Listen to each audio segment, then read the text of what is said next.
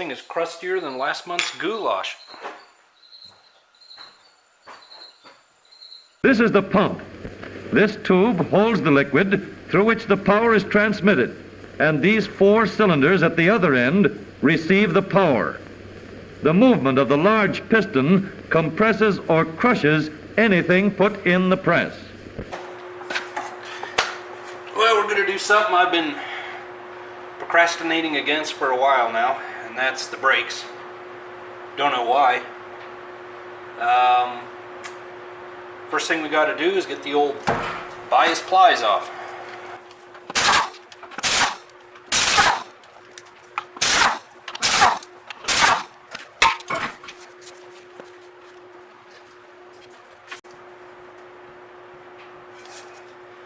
Surprisingly, the kingpins on both sides feel pretty good. Okay, dust cap.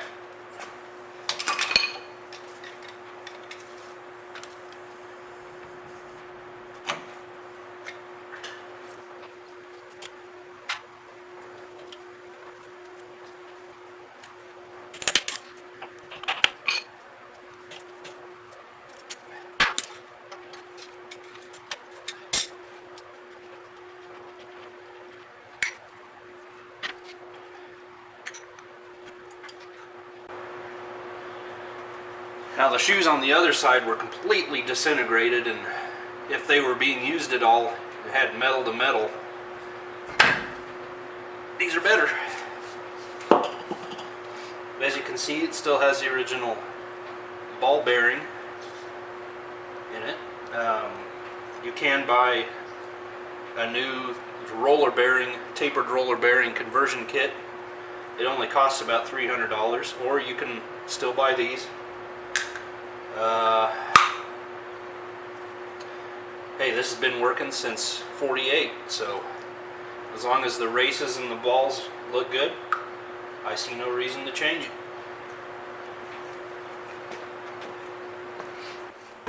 Now, if you're worried about asbestos, which you should be, what I always do on these, even if the chances are slim there is asbestos, I just get a squirt bottle of soap water and wet everything down.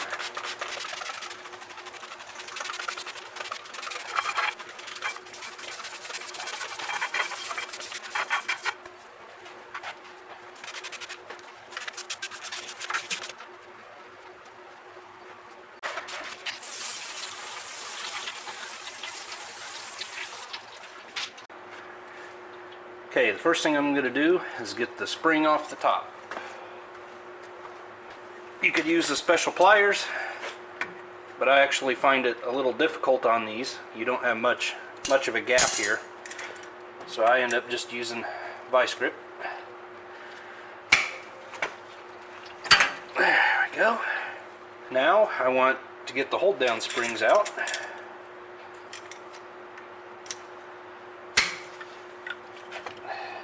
They work just like the more modern ones with the little cups, but the hook is in back instead of in front. This is what they look like. Just a little key and a spring, and it hooks in this tab right here.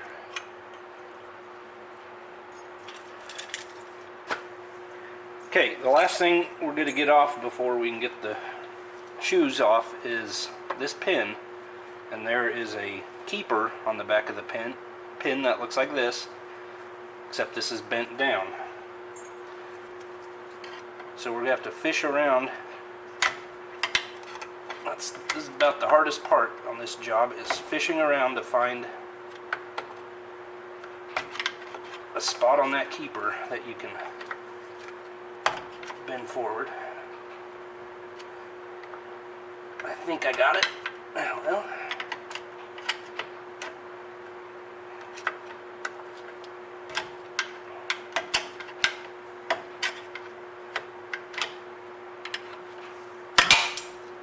There she goes. There's the used one, there's the new one. This pin out of here.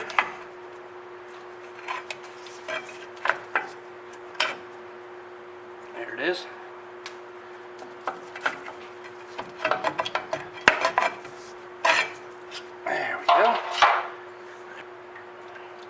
Now, these are dust covers, and there wasn't a lick of brake fluid on the other side, so I doubt there is on this side either. And this is actually your gear adjuster. This little spring keeps it in place. This is your adjuster for adjusting the shoes out or in. I need to get that off. Oh man, there's a lot of junk in there.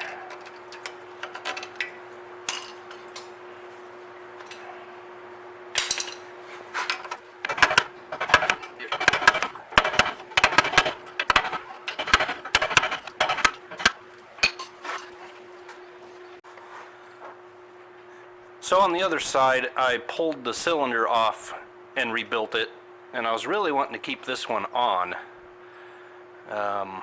And I got some movement out of the pistons, so I'm gonna hose them down with the old peanut butter blaster, and then I'm gonna hose down the brake line. I don't know, it's probably way too dark in there.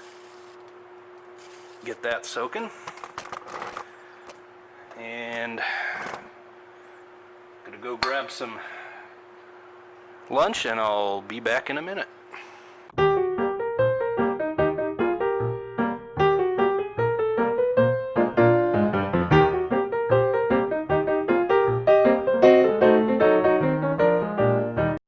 In any hydraulic system, regardless of how many cylinders are attached to a master cylinder, each of the small cylinders receives the same amount of pressure and moves the same distance as the others.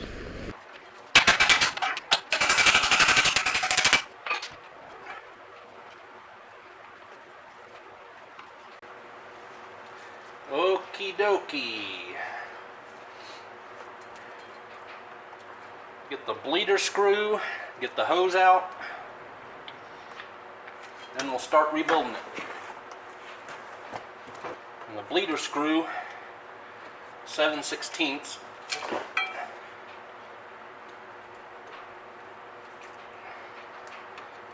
And if the hole in the end is plugged up, it looks just like a bolt. Does not look like a modern bleeder screw that you can slip a hose over.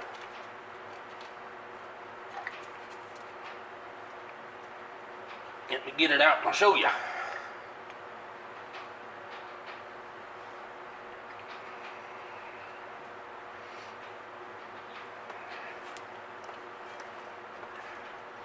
There's the bleeder. Just take it easy. Wiggle them back and forth a bit. About to flare that wrench on the tube side, so you don't collapse that.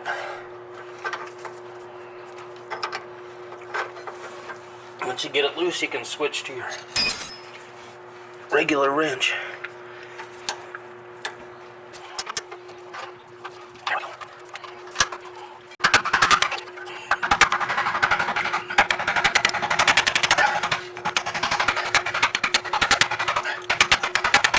There we go. I don't know if you can see anything or not. I know I can't. But I need to get on the hose here. And that was the main difficulty on the other side, is that steering knuckle just gets right in the way. I may have to take this cylinder off anyway.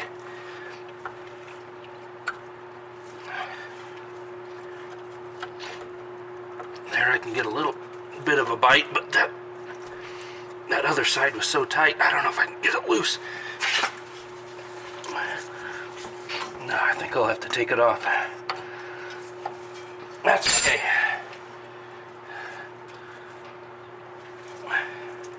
So in that case, I've got two,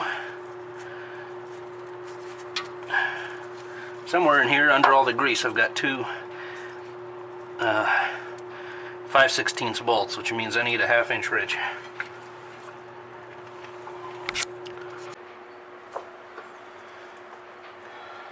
So I got the two bolts off the back side, back in here.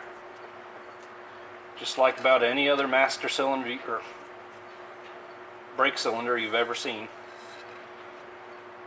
That's fairly standard yet. And then now we can get our hose off and we'll just do all the rebuilding at the vise.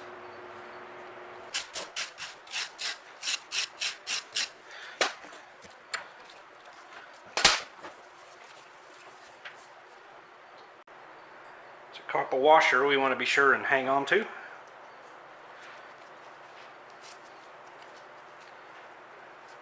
Or be prepared to replace it. Alright, I'm gonna go degrease this thing and I'll be right back. Now if you're working on a car that's been sitting a while like this one, I would definitely pay attention to the bleeder hole. Both of these that I've done so far have been completely plugged up. And then just make sure the hole for the brake line on this, it goes into quite a small hole on the inside, so make sure that's free.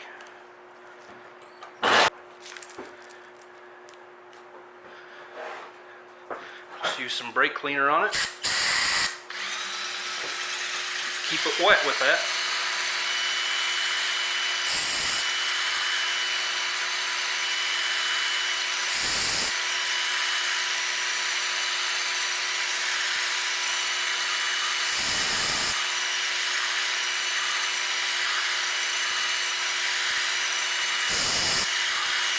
Keep it moving back and forth. Form a crosshatch pattern, that's what you want in there.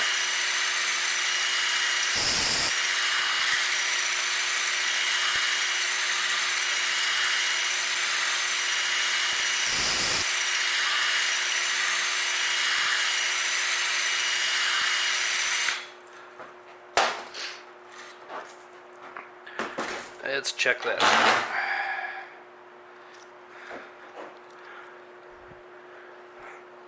If you can see that, cleaning it up pretty good.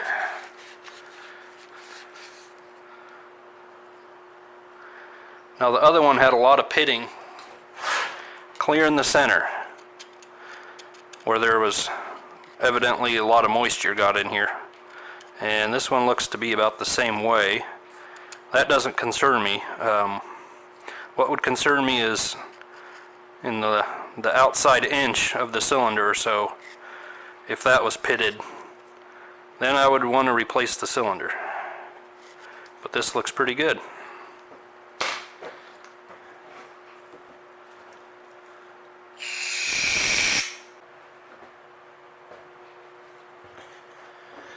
Alright, let's get this bad boy together. Okay, spring goes in first.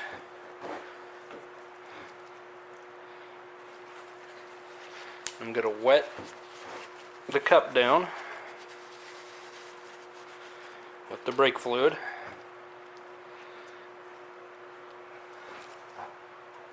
Slide it on in there. Try to get it as square as you can.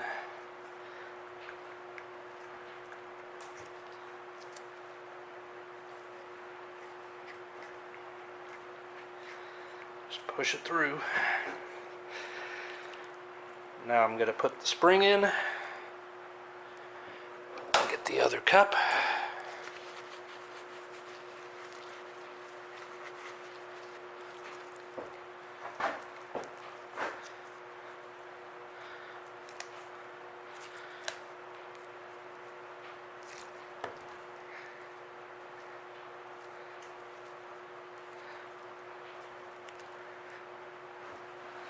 All right. Now the pistons are going to go the other direction. The cup portion faced the spring. The spring went in there like that into the rubber. Now these pistons are going to go like this, up against the flat face of the cup.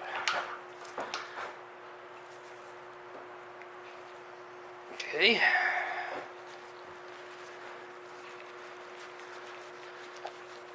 Wet this one down. Get it in there. Alright.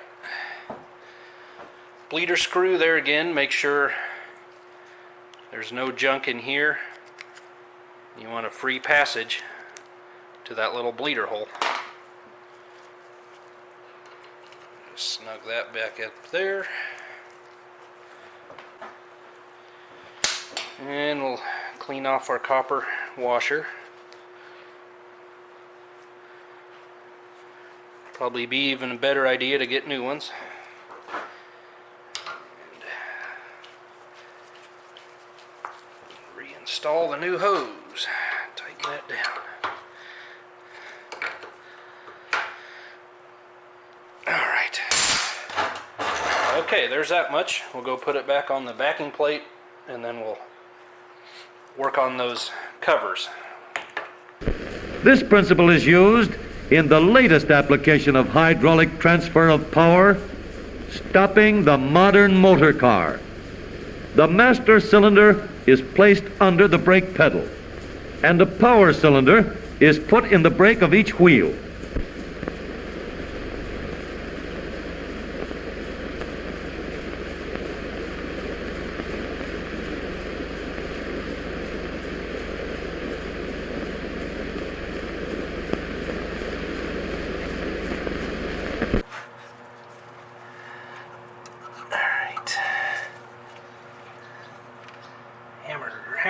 Hammer time, where'd you go?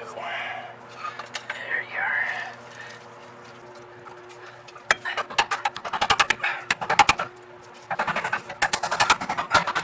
All right.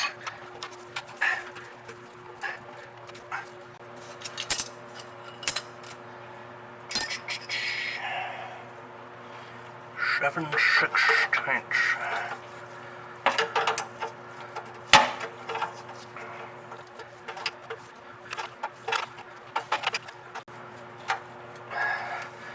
You guys even see anything? Well, at least we tried, right?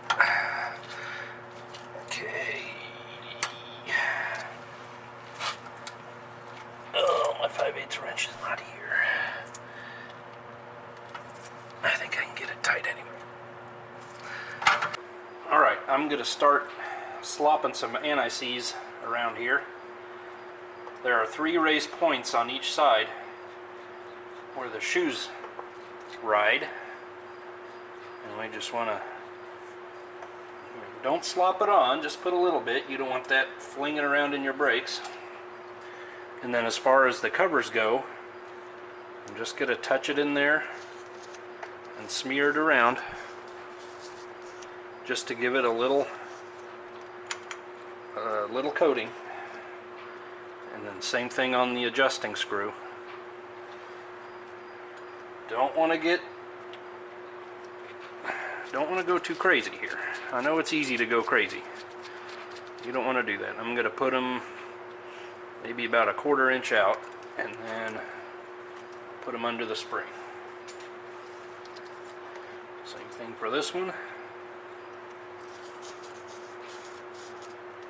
Get the inside. Adjusting screw.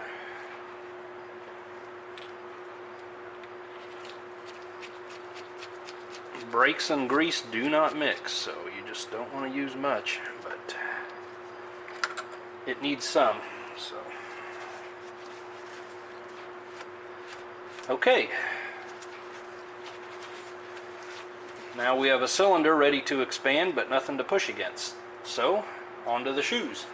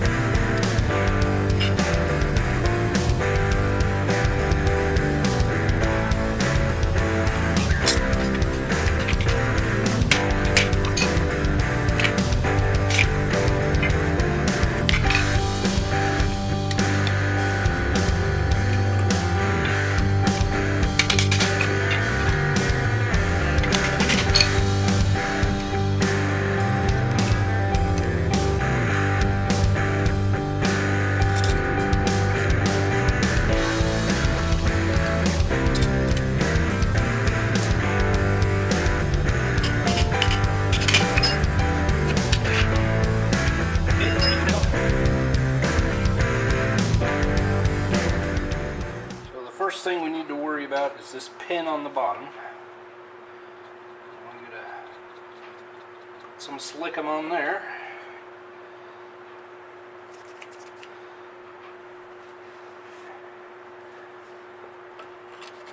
So the close ones go on there, and then the wide ones straddle that, and then you put the pin through them all like that.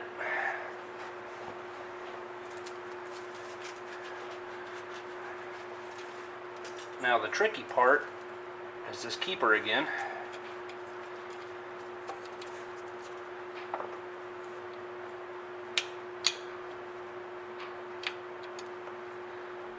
Just slide it down there, and then use a pry bar,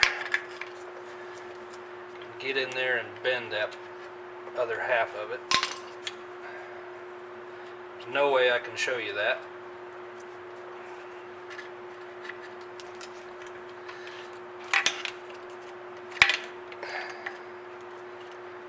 There we go. Bent. Now, on these hold down springs, I was having a lot of trouble on the other side, and I noticed the new ones I got in the kit were shorter. So I reused the key shape piece, and I used the new spring with it. Like this one's a little torqued. It's torqued off. So put that in the vice grip. Goes in there. That. And once again, I'm just trying to get this hook in that hole there.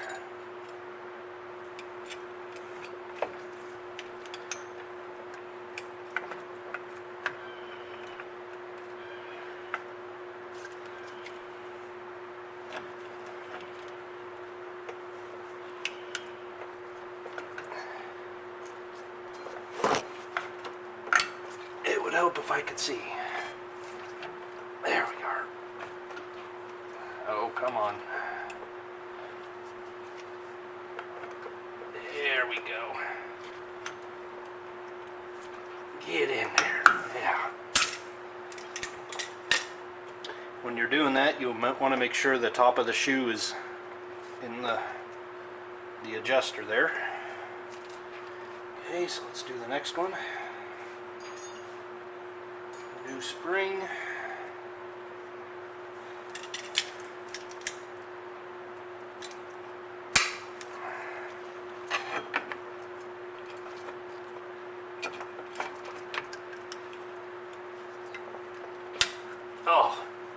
Oh, like I knew what I was doing.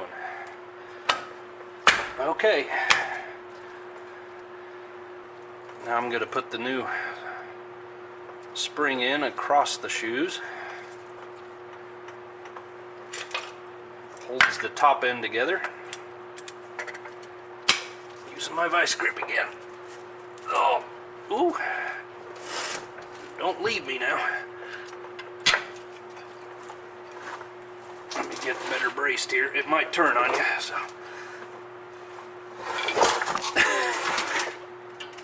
There we go. There we go. Okay. You can see this little hook here holds the spring away from the adjuster. And while we're here, I'll just show you what that looks like when you're adjusting. Got this little piece of spring steel holding the cover in place, and you can bump it, and it keeps the adjuster end in place. Right now this shoe is going in, so that's how that works.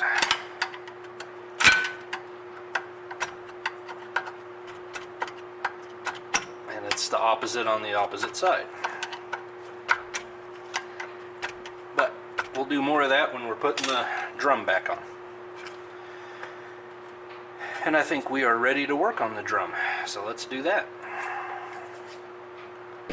Now, when you press down on the brake pedal, each of the 4 power pistons is forced an equal distance against the brake shoes, pressing them uniformly against the brake drum. The shoes are hinged in such a way that the entire lining contacts the drum throughout the life of the car. No grab at the top or bottom. Smooth, even taking hold by the entire shoe surface. Just gonna start with popping this felt seal out of here.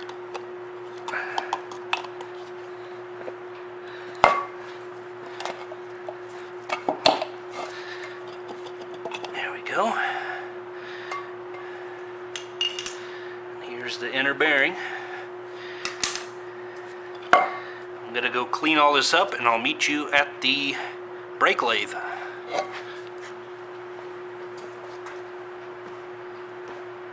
Brake drums must be wide and large in diameter, smoothly machined on the inside. So I bought this old brake lathe, well used, several years ago. Best investment I ever made as far as a shop tool. For me, because I live 30 minutes from nowhere, and anytime I needed brakes turned, I had to spend half a day getting them done. And anyone that would turn brakes for you isn't on your schedule, so it was a real hassle. Plus, this has always been one of my favorite things to do for some reason. Turning brakes and drums.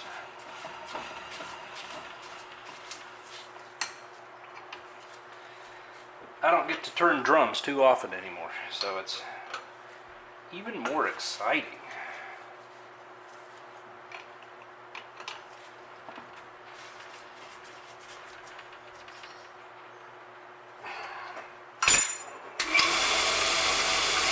The first thing I'm going to do is just touch the bit to the material and find that surface.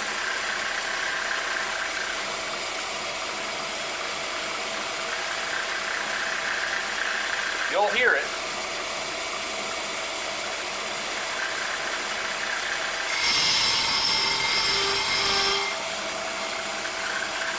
Okay, now I'm going to run the cutting bit all the way to the outside of the drum.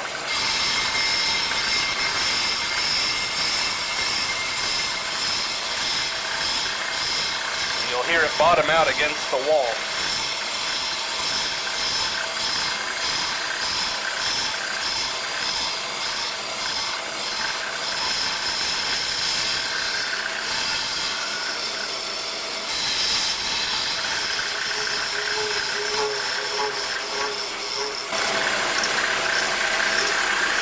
This is my feed. I'm going to do a rough cut.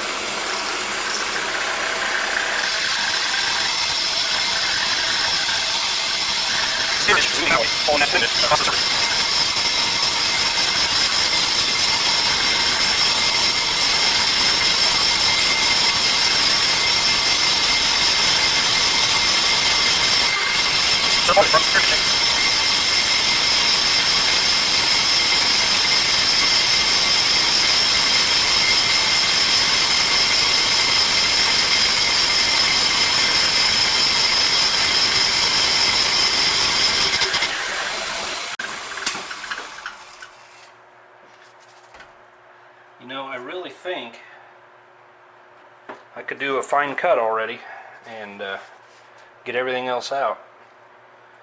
So let's try it.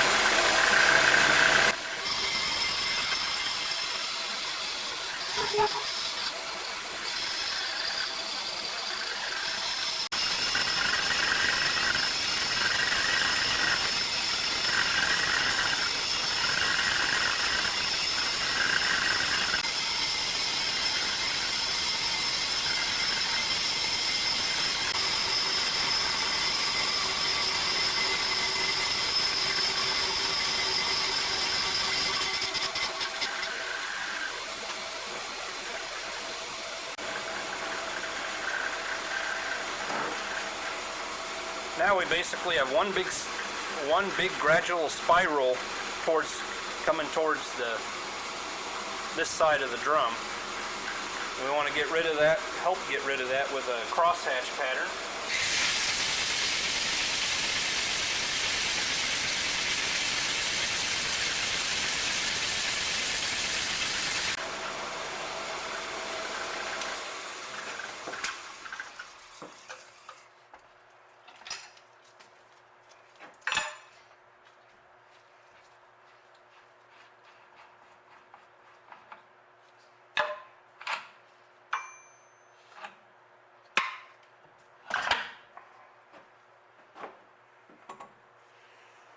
There she is.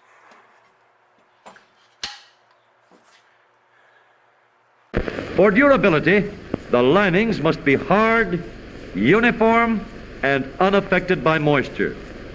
All else being equal, long life and effectiveness of the brake depend on the amount of material contacting the drum.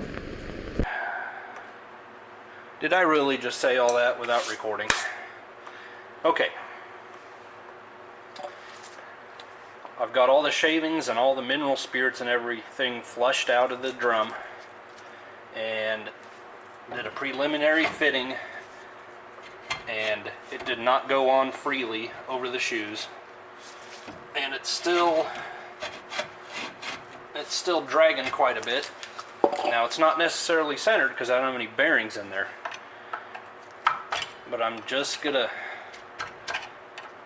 adjust these shoes in to where I feel confident it's not going to be dragging the brakes.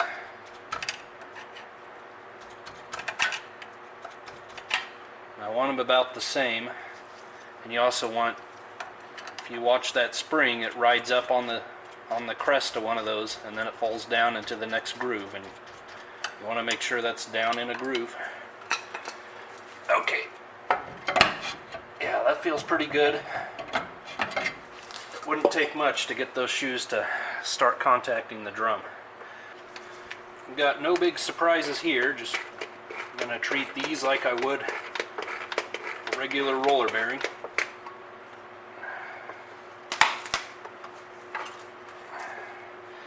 Just gonna pack them.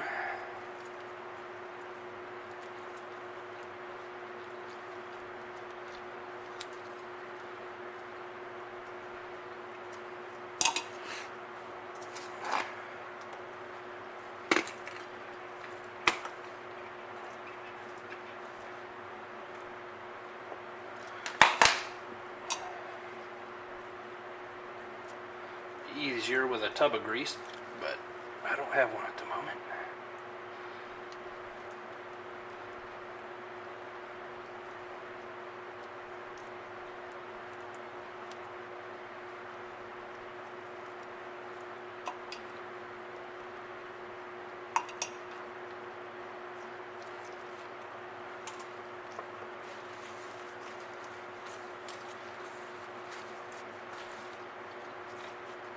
Okay, I'm going to give that a few more shots, I think.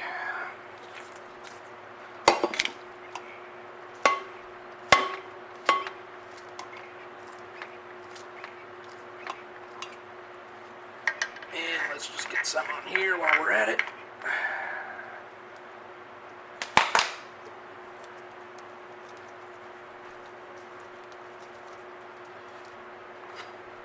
Okay, then the inner race. Like I said earlier, make sure the races and the bearings look good.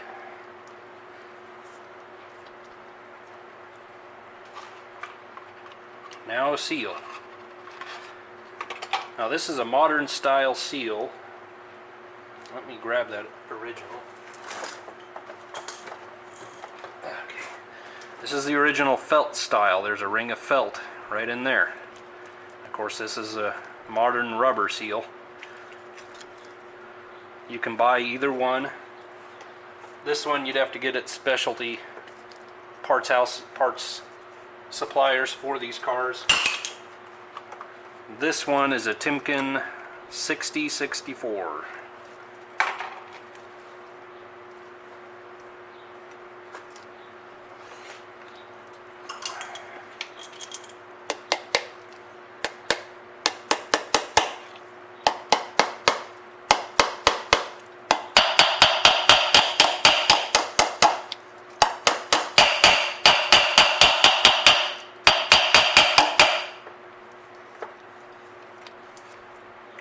can't use a seal driver because the race stands proud of it. You could use a pipe if you can find the right size. And then this is a dust cover. Just going to use a little grease to help stick that on there. Help it stay in place. Okay. Ready to go on.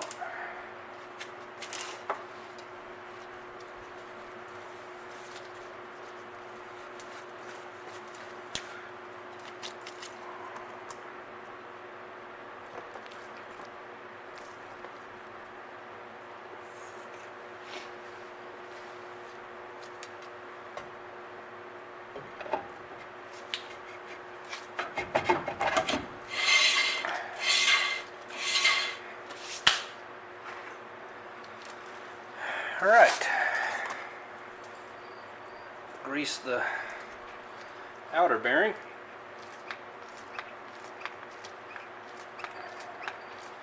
Feels like I'm running out of grease.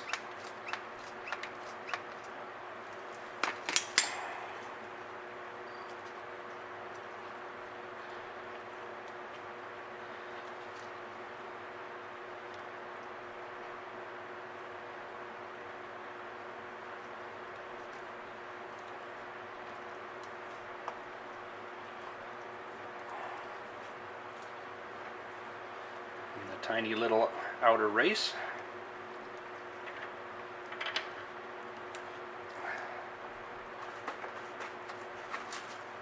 And the happy little washer. The angry little nut.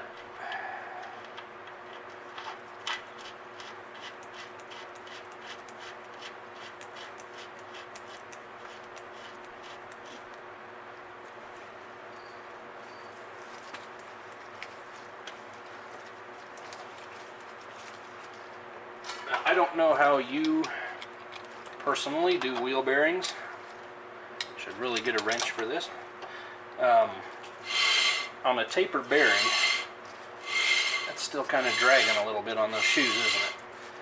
On a tapered bearing, I pull it, I turn the wheel and tighten it down until it stops turning. And then I back it off. And then I want just a little bit of play. I mean, just a tiny, tiny bit of play when I move the wheel. These don't tighten down like that. They don't seize up when you over tighten them. See, I've got that nut pretty well tightened down all the way, and I can still spin it. So I go to this point, and then I back it off to the previous cancellation, and then I put my cotter pin in.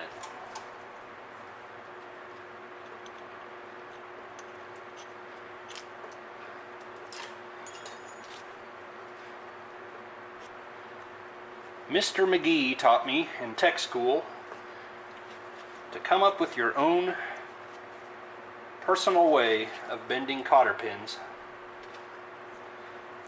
So if a car comes back in with trouble relating to the spindles, you know whether or not you were the last one to do it.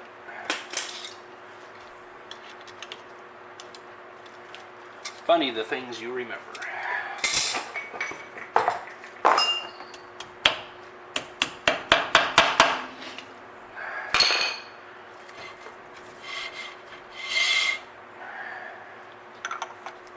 Now, any further adjustment on the brakes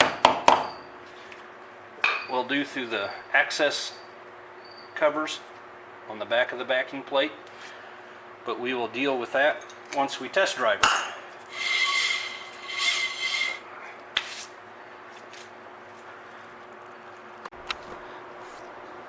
Here are the shoes and linings from the other side. These were just floating around in the drums.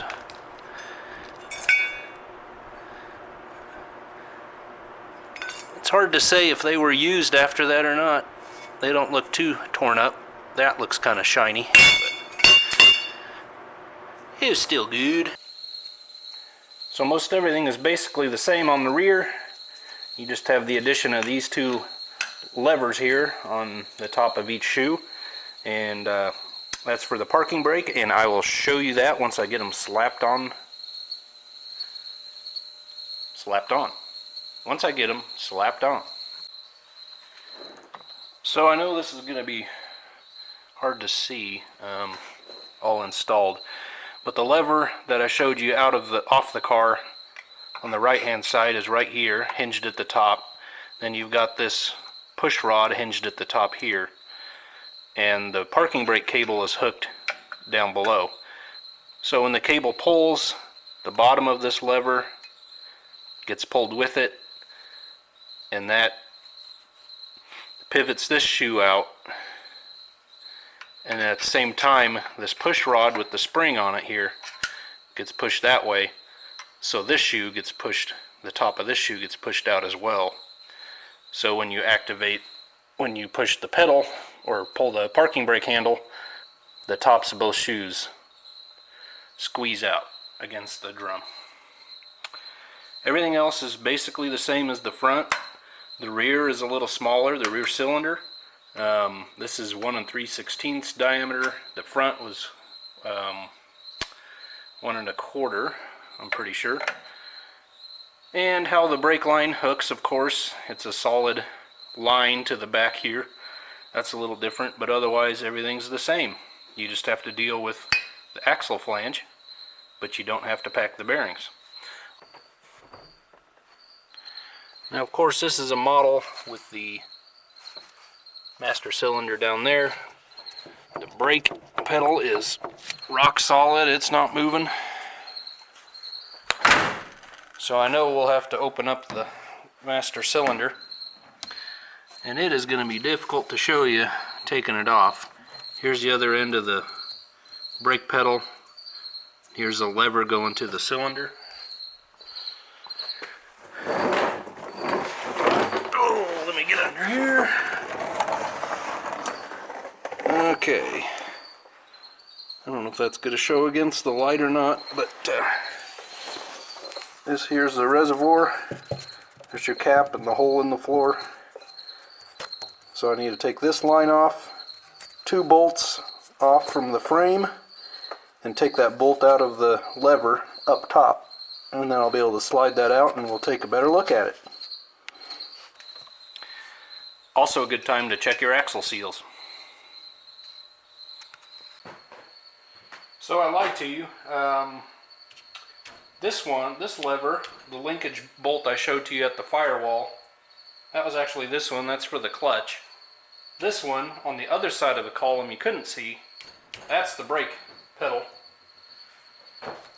And yeah, she seized up good. So, and then, let's see, so far I've done 6 brake line fittings, and they've been fine. This last one was just a negative Nancy. I used heat, I used oil, I used a hammer and tried to shake it loose, but the darn thing just would not spin. And looking at this line, it's pretty grody anyway, pretty pitted. So I'll have to replace, go buy some new line and make a new one there. That's okay. But the last one, of course, so we're going to tear into this cylinder and get it working again.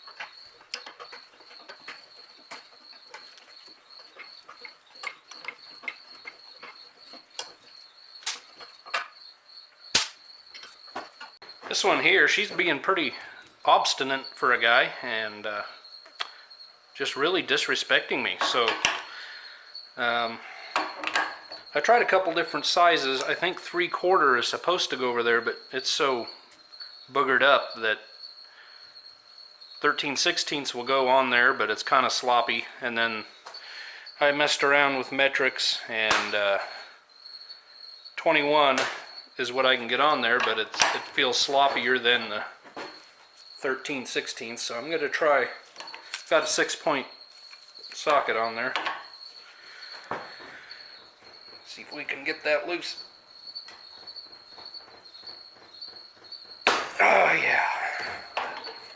Okay, I'm gonna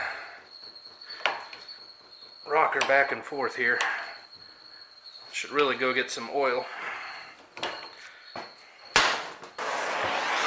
We'll make it an offer it can't refuse.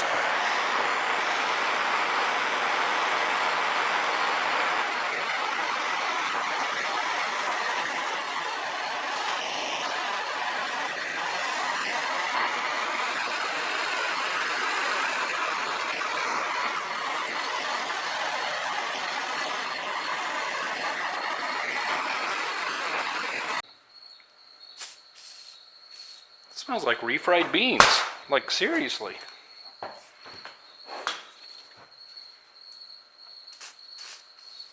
Like the good kind from a Mexican restaurant.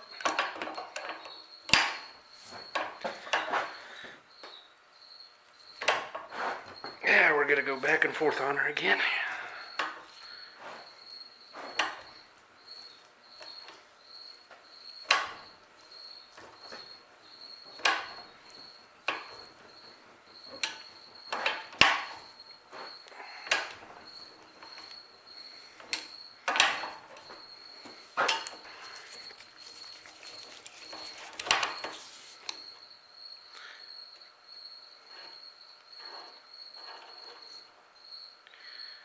There she is.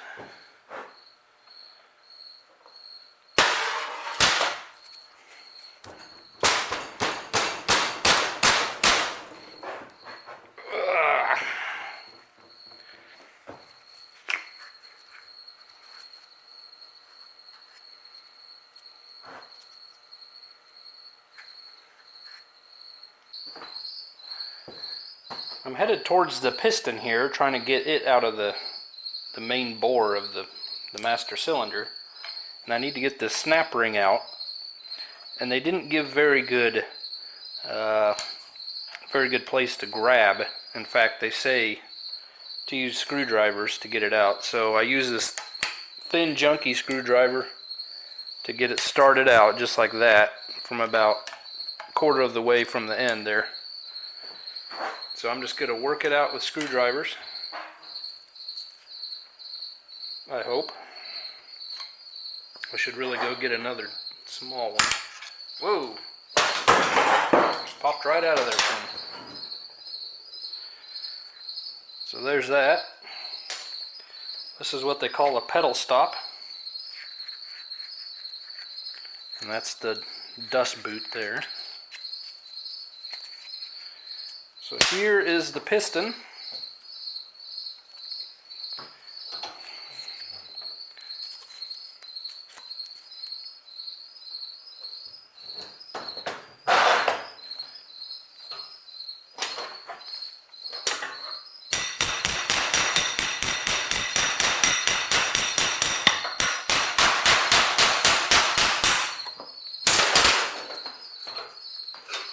Seems to be coming out.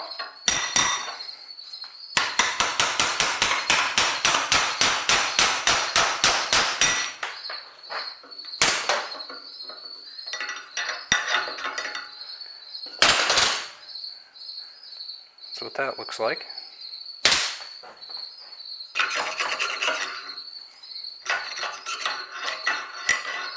I have a cup in here yet? Yep, there it is.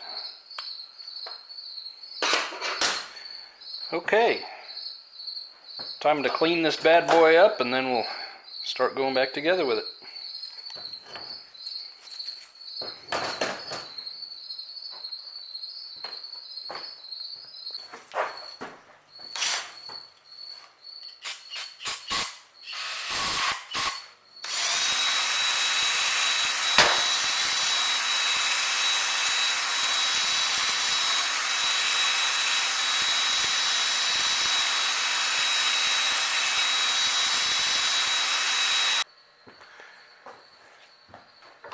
Okay, so I've uncorroded the master cylinder.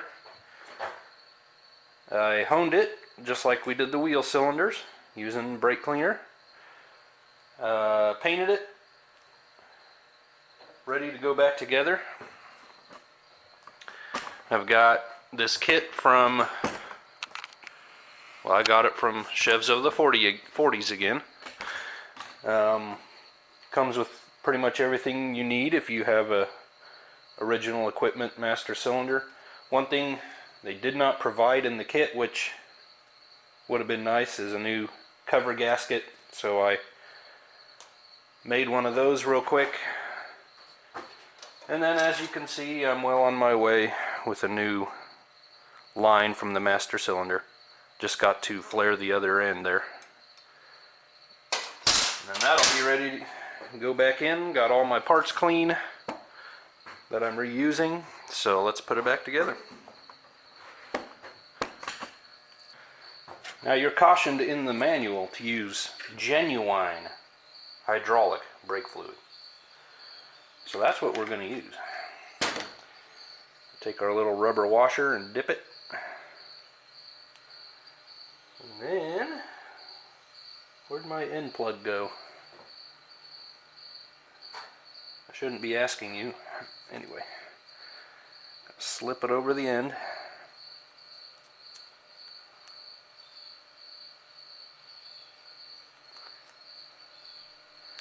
Make sure it gets back under that button there. And a new copper washer on there. And we just go ahead and install it right away. Well, don't be stubborn. Okay.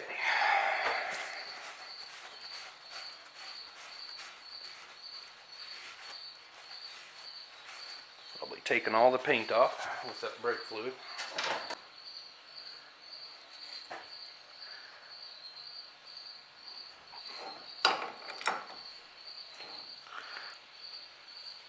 Okay, this is what they call the valve. Looks like a little tiny sink strainer. Snap that in the spring, and I'm going to get it a little bit wet, just so we're not putting together dry parts. And that just gets dropped down in there. And we have our cup. Same thing.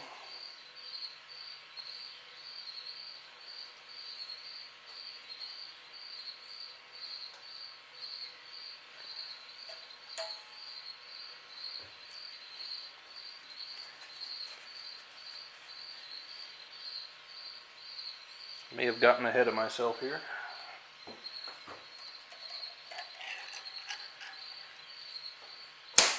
I'm going to hook over this. I better take the angle off this vise here. There you can see the flat surface of the cup. Just like the wheel cylinders, you want the spring to go inside the cup. Okay, now we have our piston and secondary cup. That's the secondary cup.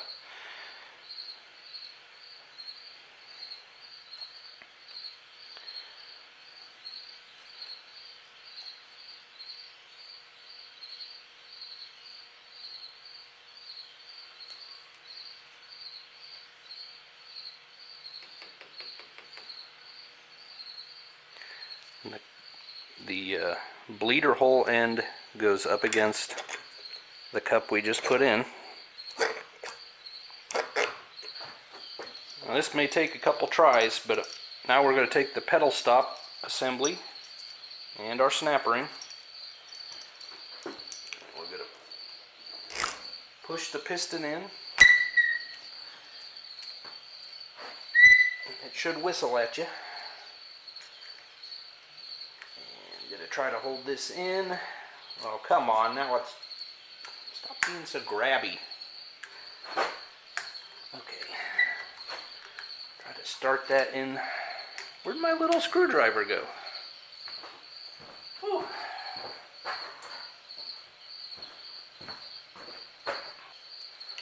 So what I'm going to do is I'm going to use the lever itself, the pedal. I'm going to try anyway. Okay.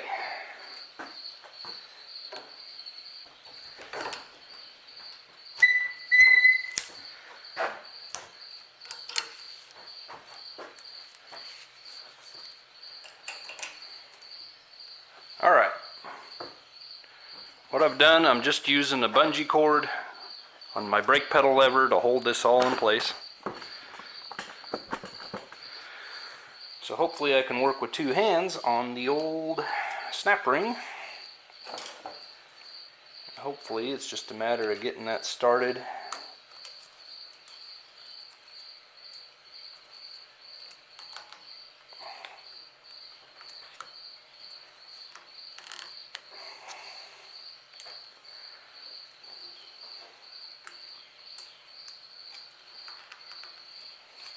As snap rings go, this thing is quite obstinate here.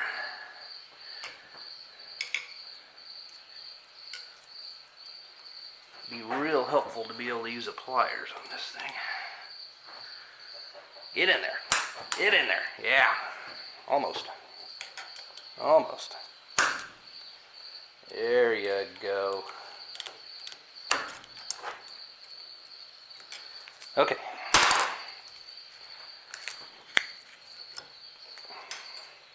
Give a little whistle.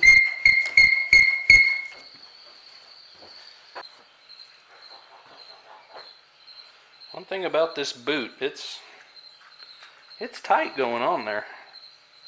I mean, you got a little hole, but hopefully it doesn't get ruined, because that's the only way you can get it on. Okay, and you just want to make sure she's seated all the way around on the housing.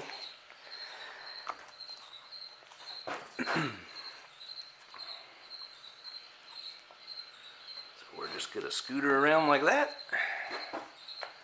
Yeah. That looks good. To put our toe adjustment bolt back in. That's got a eccentric on there. That's how you adjust the pedal. So we'll do that later. But you can see as I twist that bolt how that adjusts the pedal to the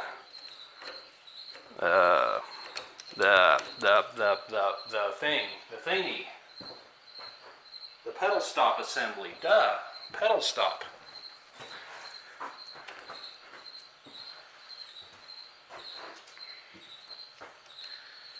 Castle nut goes back on there.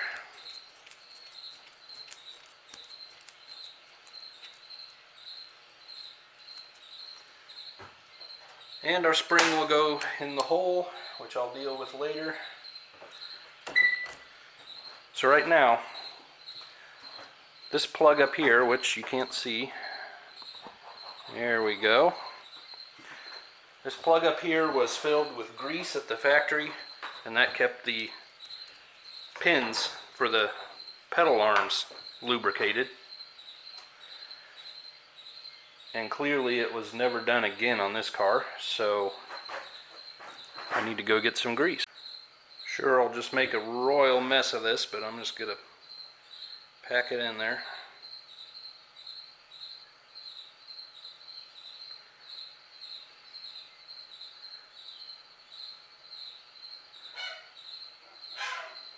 Just use my finger to put pressure and squeeze it into those pins. Good night. What's going on out there? Now I'm going to take the first part of the plug, get some grease going in there.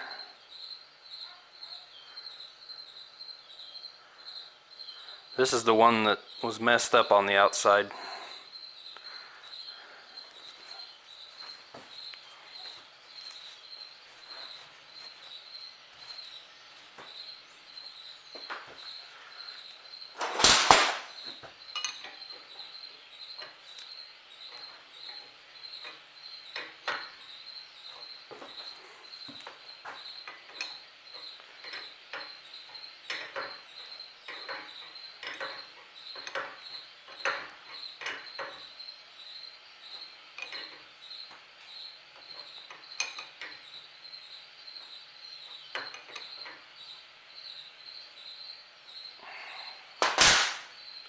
Whoop.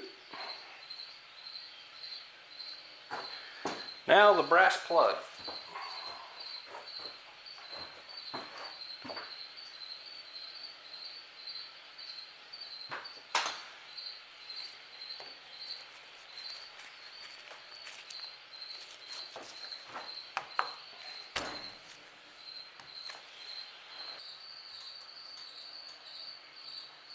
Well, I don't want to make a huge mess putting fluid in there yet, so I'm just going to loosely slap the cover on.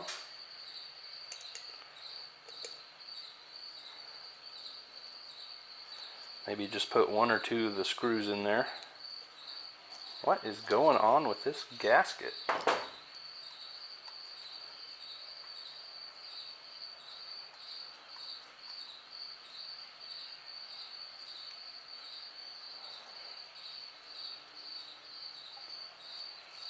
It's like a one-eyed drunken peg-leg sailor made it.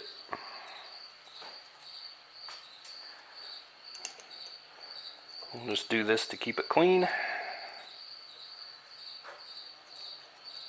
Put our plug in the top.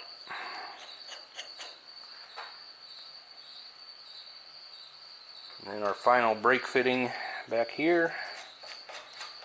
That converts it to a flare, and there's a copper washer right there.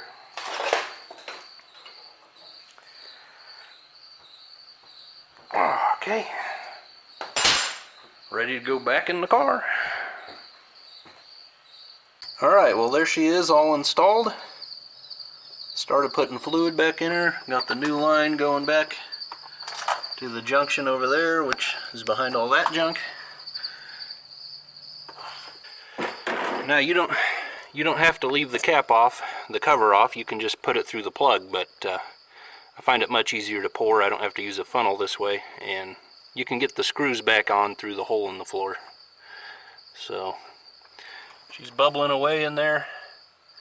I'm going to start opening bleeders and let it gravity bleed, and hopefully get some brake pedal.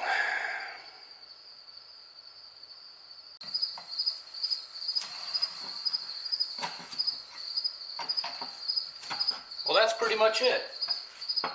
Got all the shoes on. All 4 wheel cylinders are rebuilt. Master cylinders rebuilt. 1 new line. Bled the brakes. So we can go on with the project.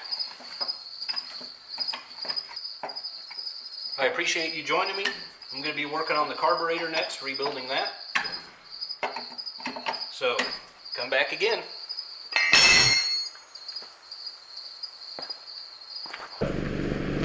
It is the brake itself that stops the car, not the hydraulic control.